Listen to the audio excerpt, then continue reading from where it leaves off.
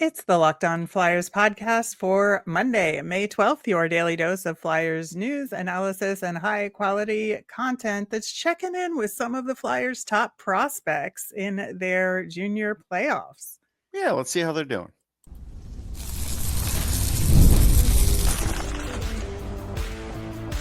You're Locked On Flyers, your daily podcast on the Philadelphia Flyers, part of the Locked On Podcast Network, your team every day.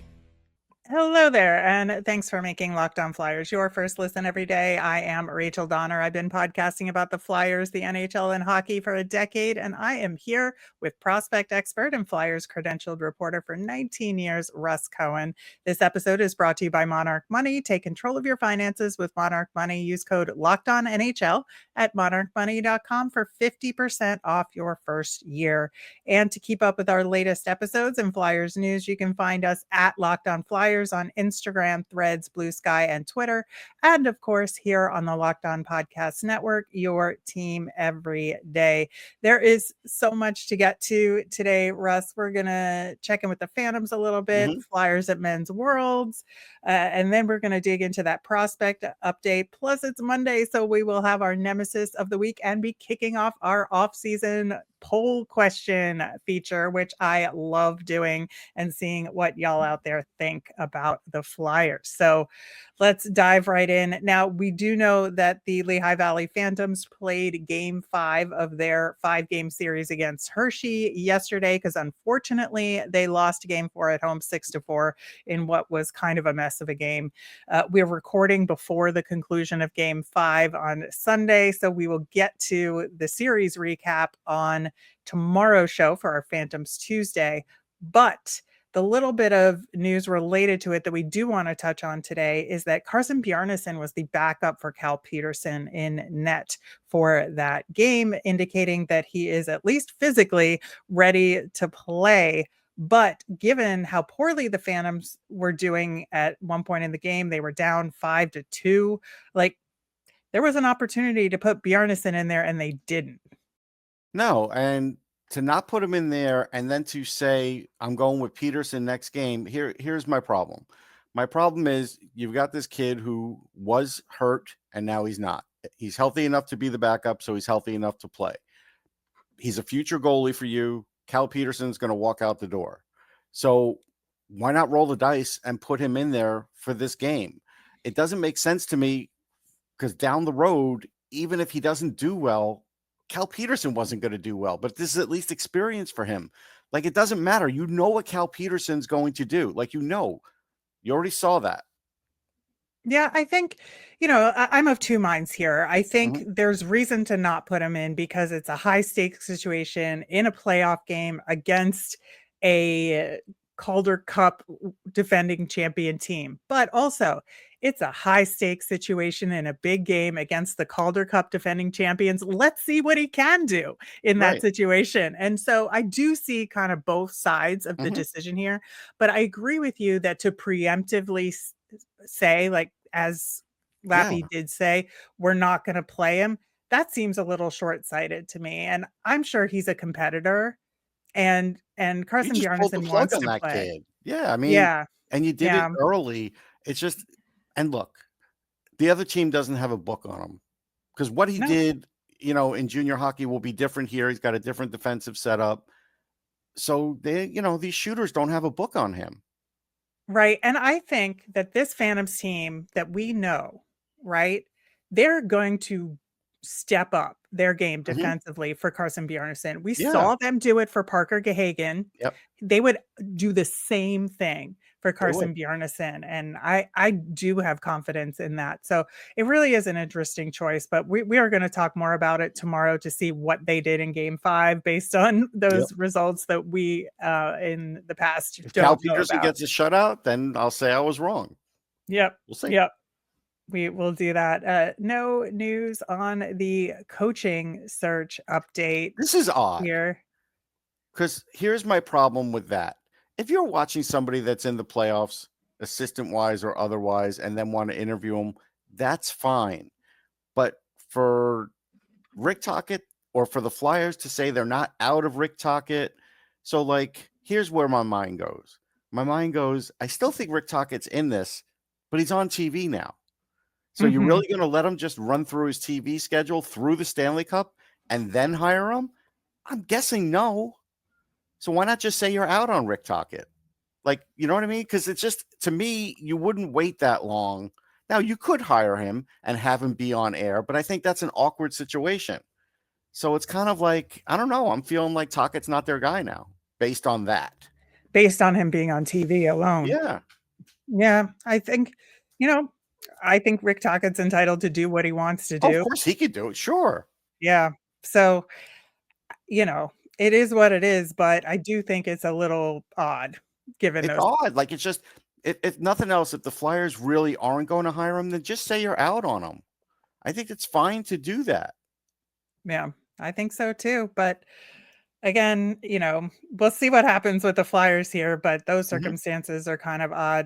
The New Jersey Devils also let go a whole bunch of assistants and their Yes. Utica coaches. Now, Utica was like the worst team in the AHL by a mile, so I understand Second why worst. that happened. Bridgeport. Oh, Nobody sorry. can touch Bridgeport. Sorry, second worst. Nobody touched Bridgeport, man. Yeah. That was historic. At any rate, all of that makes sense. But to fire like everybody, but not the head coach, I guess given the circumstances, okay, we'll see what that does next season. Yeah, it's weird.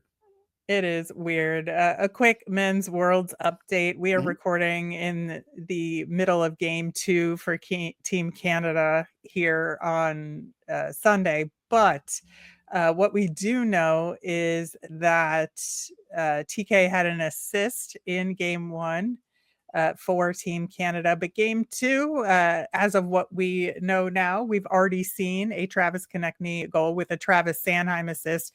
Nice. Sidney Crosby got that secondary assist, and it just makes you think, like, hey, wouldn't that be nice to have the three of them playing out there together for the Flyers? Crosby on a line in Philly, sure, that's gonna happen. Yeah, now you woke up from your fever dream. I know, it's ridiculous, but for this, it's not. So it's fun. For this, it's fun. It's fun. That's why these Men's Worlds is a made up thing. I understand the Olympics are happening and it's a big deal, but Men's Worlds is a made up thing. So I'm just going to enjoy that little fantasy land. It's there to be enjoyed if you want to. Absolutely. For Sam Ersson in Team Sweden, he actually got in for Game 2 for their tournament. Markstrom playing Game 1, which totally made sense. So Ersson played against Austria. They won 4-2.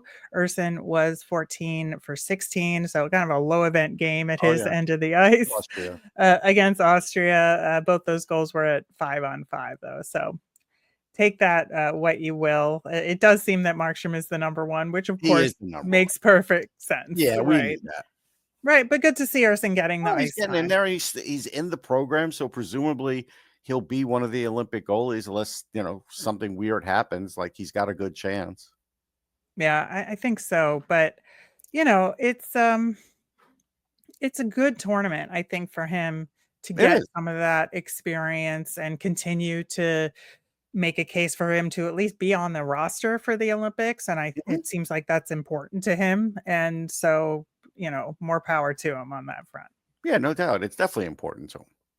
Yeah. Tyson Foerster is also playing for Team Canada, has not gotten on the board yet. Initially, I thought he had an assist on a McKinnon goal, but that was taken away from him in the stats. So, but hopefully we'll get Tyson Foerster on the board at some point. Don't worry. They're going to score like 9 goals in this game. He'll probably get one. Yeah, hopefully, fingers crossed here. But so that's kind of the update on the current Flyers. We are going to talk about some future Flyers and what's going on with them coming up next. Ever check your bank account and wonder where'd all the money go? Between dining out, online shopping, and entertainment, it's easy to lose track. That's where Monarch Money comes in, your personal CFO, giving you full visibility and control over your finances. Monarch Money isn't just a budgeting app. It's a complete financial command center. You can track all your accounts, investments, and spending in one place So you stop just managing your money and start building wealth. When I started using Monarch, I realized just how much I was spending on food delivery. Now I budget smarter and save more. And instead of juggling multiple apps, you could use Monarch to check your finances, track spending, and even plan long-term goals. Take control of your finances with Monarch Money. Use code LOCKEDONNHL at monarchmoney.com for 50% off your first year. That's monarchmoney.com. Code LOCKEDONNHL for half off your first year. All right, on tomorrow's show, as we said, it's going to be a Phantoms heavy episode, of course, with them. Not heavy because we don't know if they're winning or losing, just a lot of Phantoms content, right? A I want to lot make of that Phantoms. clear. Yes.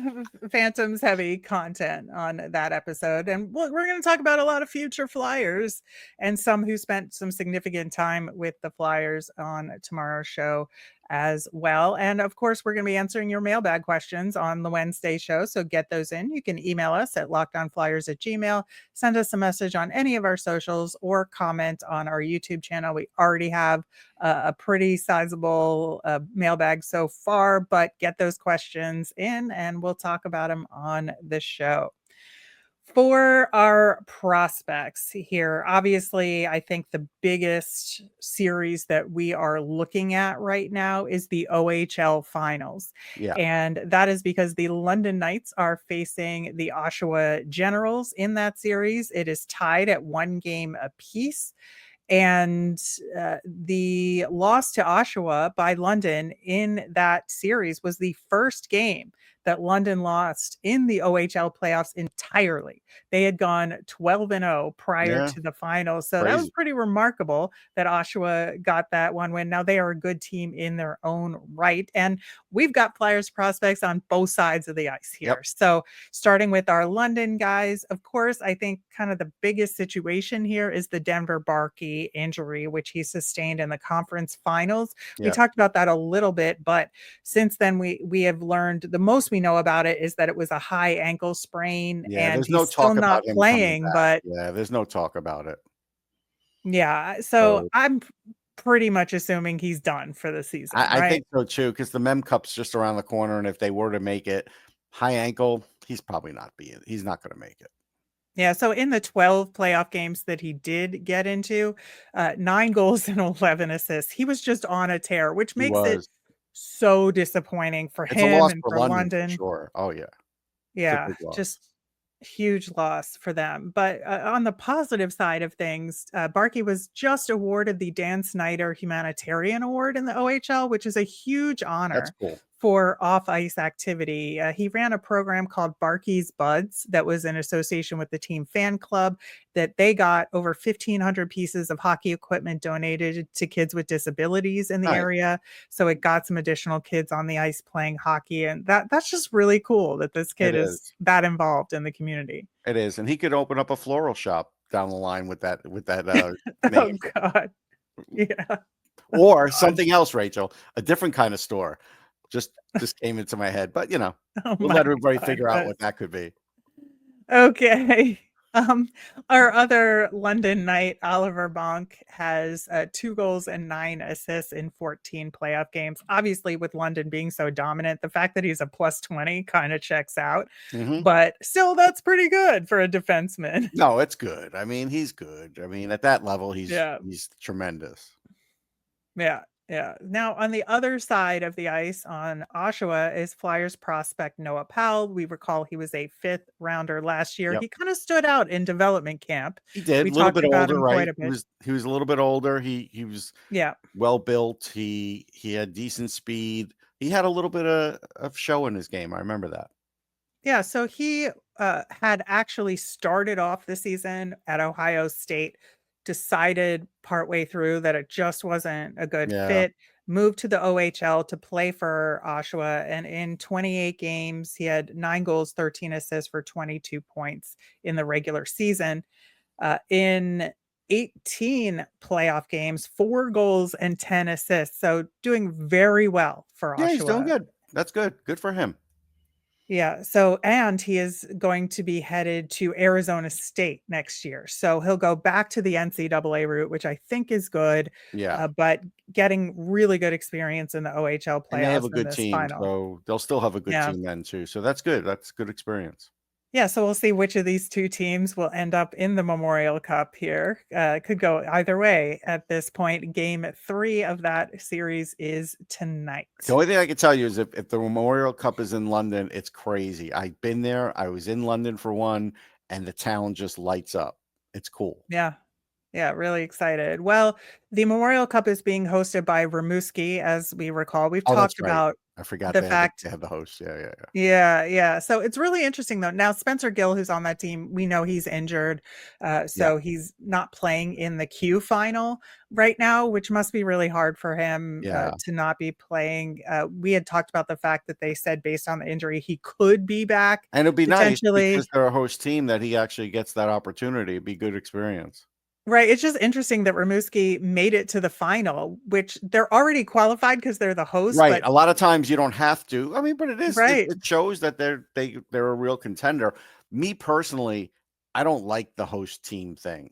I don't. Right. That's why my mind always travels to the way everybody else does, and then it kicks in. Oh yeah, they have the host team thing. But when the host team makes it, I love it. It adds a lot more legitimacy to me. Right. I mean, Moncton is the favorite in that final, but Yeah.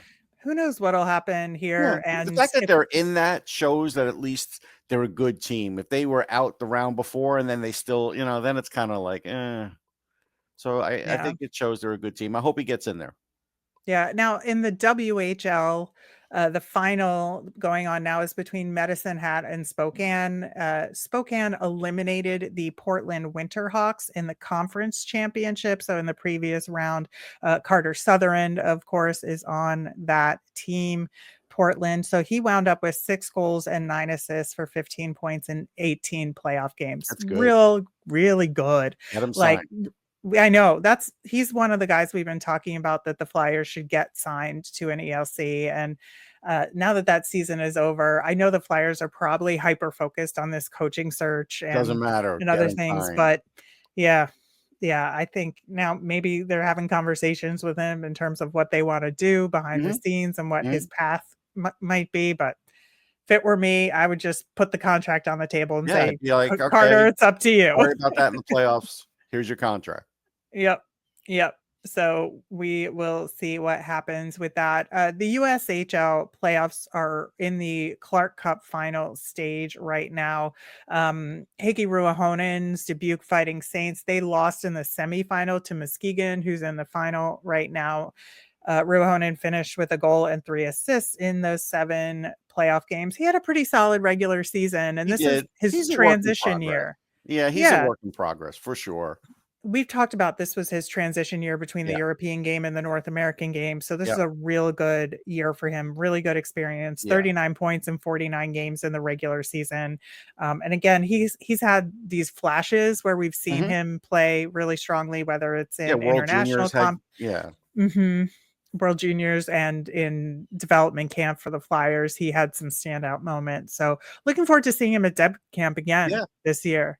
I think that'll be really good. Austin Moline plays for the Madison Capitals. They were eliminated early in the playoffs, unfortunately, but he's going to Colorado College next year. So that's a really good spot for him, considering he's like a super late pick in the draft to get to go to he's another one, long-term guy. There's something to like there. Teammates love him. So let's see him develop. Yeah. So, I think that we have some really good Flyers prospects in junior hockey doing some really good things. I know we are sort of more hyper focused on the London kids, but I think like Noah Powell has a lot to offer. Yeah, he's definitely, down the road. We have to really see with him, but there's things to like. Yeah. So with Oliver Bonk, I mean, I do think he's a Lehigh Valley Phantom next year for sure. Yeah, I think so too. I don't think it should be anything more than that, only because if he really is that good in the AHL, then if he proves that, then fine. You could bring him up whenever, but let him prove it first. Yeah, I think so. Like, even if he has a really good camp, I don't want to do a Jet Luchenko with him. No. I just don't. Now, I know it's different because with let him play Luchenko, preseason games. That's fine. I'm all about that. Yep. Yeah, I think so. I just think him developing in the AHL is really good. And honestly, for the Phantoms to have him would be a really huge benefit. Yeah, and you could let him practice with the big guys in regular camp. He can go there in regular camp when the Phantoms are there, then just let him go with them. I mean, I'm fine with all that mixing in. It's all good experience. Yeah, I think so too. But we'll see what happens in these OHL finals. We will keep track of that, and then maybe the Flyers will have some conversations, and we'll see what's up with them at Dev Camp over the summer. In the meantime, it is Monday, so we will have our Nemesis of the week coming up next.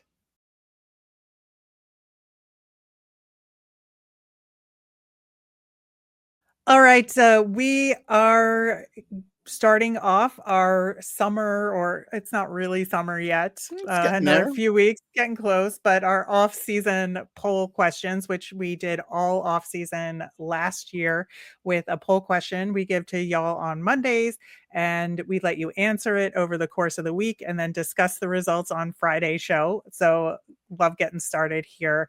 Our first poll question this offseason is, who would you pick in the NHL draft at 6th overall if still available? Your options are going to be Roger McQueen, Jake O'Brien, Brady Martin, and James Higgins. There is an option for you to, in the comments, if you have somebody else that you think will be available at 6 and you want the Flyers to pick, you can put that in the comments. The poll will be on our YouTube channel, and the link to that poll question is in our show notes, and we'll also post it to our socials as well. So can't wait to hear what y'all think. Get heard. Let's see it. I'm curious. And we'll talk about it on the Friday show. And just before we do our Nemesis, man, like, I've been watching the playoffs. That 0.3 seconds to go goal in the Vegas Oilers series. Wow. I got to tell you, though, while it was a tremendous play, I don't know what Stuart Skinner was thinking. Like, the rest of the team stopped playing. I get it. They stopped moving their feet. But he's the last line of defense. And the fact that he was, like, crabbing his way over, for lack of a better term, why did you go out so far? It was like a game of Frogger. It was like, and of course, Draisaitl, it's so hard to figure out that puck's going to go in or not. So it only goes in because he hits it, right? But it's a weird angle shot. Like, you don't know. But the point was, Skinner could have just stayed in. He didn't have to go that far out, and it makes no sense. Right. Well, and the fact that Skinner was in was like a little bit questionable already questionable to begin with. Right. Yeah. But we figured that Pickard was hurt because he was undefeated. But still, like, if Pickard's any kind of healthy, he's getting back in there, clearly. Oh, of course. Of course. Talking about our Nemesis of the week here. Last week, I talked about the PWHL, the Women's Pro Hockey League playoff chaos, because the playoffs started last week. And there was chaos. We had a suspension already announced in the playoffs. Britta Curl elbowed Renata Fost. It was not cool. This was her third infraction of the season that led to a suspension. And the fact she only got one game in each of the other two suspensions. Hey, they're more like the NHL than we know. Listen, that's the thing, is like, playoff suspensions, whether it's the NHL or the PWHL, always get cut in half, right? Yes. But they'd already only given her a game in the regular season. So even though it was a compounding infraction, this was third of the season, they could really only give her one game because it's the playoffs, and that's how we do things in hockey, which is ridiculous. It is ridiculous. So, and that's not even my Nemesis this week, but I'm still ranting about it because it was ridiculous. People defending that elbow, insanity, absolute insanity. But the playoffs have been a lot of fun so far. I'm enjoying covering it on the Women's Hockey Report, which is on the Locked On NHL channel. Russ, you talked about NFL players and anonymous bad interview reports about Deion Sanders' kid. Yep, Shador, and and that maybe he just didn't interview well, and that's a factor, and maybe that's why he dropped. And we kind of compared it to the NHL Combine, which is coming up soon, right? Yeah, there's players that have interviewed themselves right out of the first round. It happens. Yeah. So I think that's really an important factor. And again, Russ, you'll be at the combine. I will.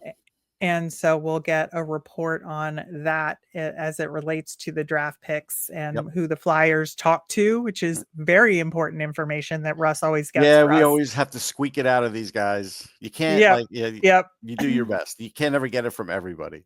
But yeah, always love getting the behind the scenes from you at the NHL Combine.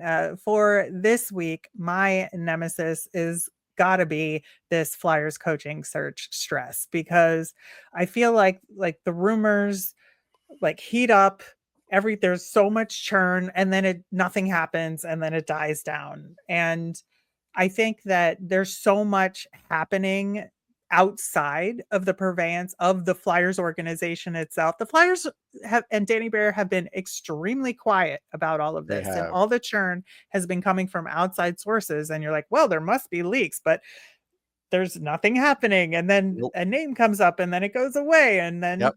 it goes on TV, like we talked about earlier. Yep. And it is absolutely bonkers. I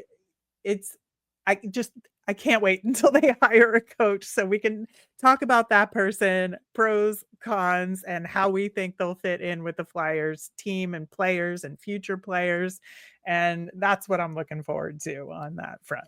So my nemesis is, and it definitely affects hockey, but now I'm going to talk about it in baseball terms, but hockey fans could appreciate this. So like MLB now has put Sunday games on Roku.